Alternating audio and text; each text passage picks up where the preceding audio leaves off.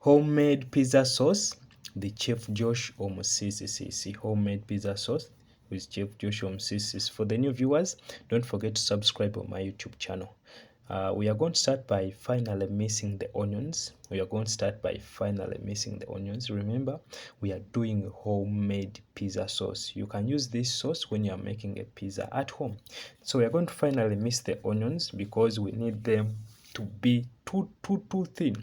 After, we are going to grate our garlic. You're going to grate the garlic. After grating the garlic, you mix it. If you have never watched my homemade pizza recipe, please WhatsApp me. I share you the link. Then we are going to grate our tomatoes. If you don't grate, you can finally mix. If you don't finally mix, you can blend. But if you are blending, please don't put water. Just blend the tomatoes.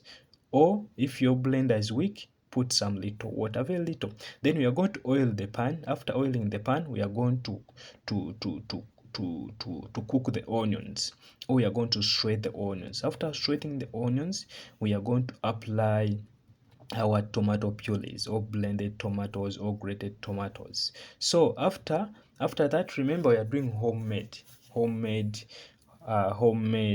pizza sauce. If you have never watched my recipe, WhatsApp me, I share you. Then you are going to apply garlic. We are going to apply grated garlic. After applying grated garlic, you are going to apply tomato paste. You apply tomato paste to make our sauce thick. So after that, please WhatsApp me. I share you the link for homemade pizza recipe, how you can make pizza without oven, how you can make pizza. So we are going to apply in some little water. After applying in some little water, we are going to apply Reiko and turmeric. So WhatsApp me, I share you the video how to make pizza without oven, without sand, and without firewood. Then after that, we are going to apply turmeric. We apply turmeric for color.